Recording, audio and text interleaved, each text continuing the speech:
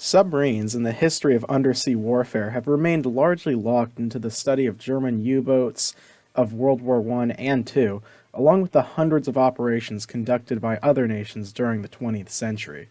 Since their inception, submarines and submersible naval craft have played a large role in the history and development of surface and coastal naval development. While having the ability to construct cheap, small, and small crewed naval units with the ability to dish out massive amounts of damage had a huge sway when it came to naval construction. It goes to show when you look through the 20th to 21st century that just about every nation, big or small, had some kind of submarine fleet. One thing that many people don't know is the early history of the submarine, and in this video, I hope to show off some of the earliest examples of the submersible in action. I do know examples such as the turtle, but in this documentary, I'm hoping to focus more on the modern examples of what many of us think of when we hear the name undersea boat. Surprisingly, the first time submersibles came up as a concept was during the height of the U.S. Civil War.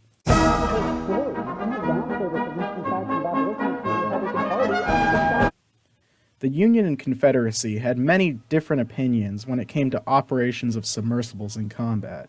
As stated in Mark Reagan's book, Union and Confederate Submarine Warfare of the Civil War, submarine warfare was considered almost illegal.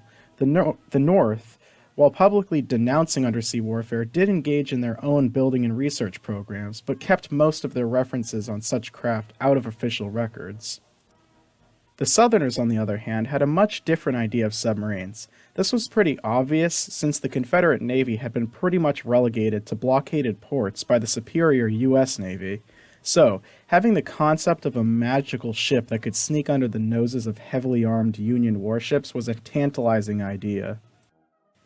The CSN strategy revolved around using subs to go on offensive raids against Union blockades. A reverend by the name of Franklin Smith, a Confederate chemist, sent out a call to the Southern public to use his schematics in an attempt to mass-produce submarines for the war effort. No recorded accounts exist on these subs actually being constructed by the public, and due to the overall secrecy of the Southern submarine operations, not much information actually exists to this day. Oddly enough, the most information about Confederate submarines can be found in the receipts from machining shops that fabricated the propellers to individual submarines. In all, the CSN would operate 3 submarines constructed over the duration of the war. This call for the submersible craft by Reverend Smith would inspire the Confederate Navy to also design semi-submersible lines of torpedo boats such as the CSS David.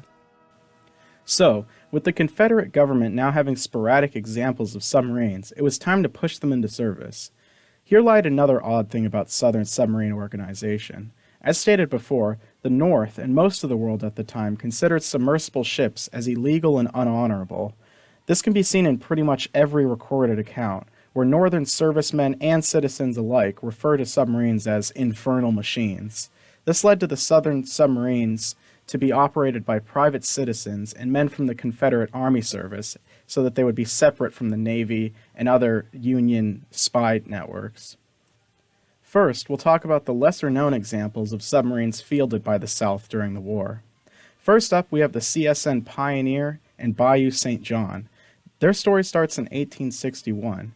While the United States Navy had been researching and constructing its first submarine, the USS Alligator, many Confederates of these programs fled to the South and began designing submarines to counter the Union naval supremacy, as the North had acted fast to establish blockades of the South, known as the Anaconda Plan. Naval engineers Horace Hunley, James McClintock, and Baxter Watson quickly designed and began construction on the Pioneer and St. John, launching and trialing these subs in 1862 on the Mississippi River. Little to no information is found on the St. John, and based on its strange overall design, it's thought to be the first prototype constructed by the South. The St. John was lost to the bottom of the Mississippi early in its testing, and was finally uncovered in 1878. As of the time of creating this video, you can actually still see the St. John on display at the Louisiana State Museum in Baton Rouge. Back to the Pioneer. As any Civil War historian might know, the Mississippi may not have been the best place to base secret naval operations, as the Union Army advanced on New Orleans around the same time of the Pioneer trials. leading the research team to scuttle their sub and flee to Mobile, Alabama. The Pioneer was later uncovered in 1868 after the war by the Union Army and sold for scrap. The next ship from the Confederate Wonder Weapon team came in the form of the CSN American Diver. This project would establish the key features of Confederate submarine design. These features would consist of a long, cylindrical shape with two small conning towers containing the very small exit hatches, along with a spar torpedo mounted at the front. Propulsion of the craft came from a 5-man team, with 4 rotating a hand crank to turn the propeller and 1 man steering. Though attempts at electrical and steam power had been made, the research team could not work out how to employ these means of propulsion safely and efficiently on such a small vessel. Though many complaints from the crew and designers about the sub's subpar speeds were voiced, it was decided in 1863 to tow the submarine and attempt an attack on the Union blockade of Mobile. Due to the lack of power and heavy seas that night, the submarine floundered in the currents of the mouth of the Mobile Bay and sank. Luckily, the crew escaped the terrifying demise of sinking to the bottom of the ocean. To this day, the American Diver remains undiscovered at the bottom, hopefully to soon be uncovered and put on display for the public. Now, probably the most notable submarine in Confederate service would be the CSS Hunley, the second ship of the Diver class. After trials began, she was shipped to Charleston, South Carolina in August 1863. Upon arriving, the Confederate Army seized the prototype and began demonstrations for high-ranking Southern officials. This led to inexperienced crews manning the Hunley's controls, and also began the somewhat cursed history of the submarine. During the ship's first Army trial, Lieutenant John A. Payne and his crew of the ironclad CSS Chincora volunteered to man the Hunley's controls. As the ship was preparing to dive, Lieutenant Payne accidentally stepped on the dive lever. This, combined with the fact that all of the hatches were opened at the time, led to the Hunley rapidly submerging and flooding, drowning all but Payne and 2 of his crew members, who were able to escape. The Army higher-ups still wanted their trial, and in 1863, another mock trial was planned after refloating the sub. This time, the designer Horace Hunley himself captained the sub on its attack run, but due to unknown circumstances, the Hunley never surfaced.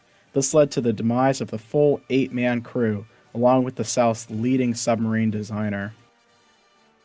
Now, one would usually be left in denial about the effectiveness of a weapon that had claimed the lives of the 13 men operating it, along with its chief designer, but in 1864 the Hunley was once again refloated and primed for use against the threatening Union fleet off the coast of Charleston, South Carolina.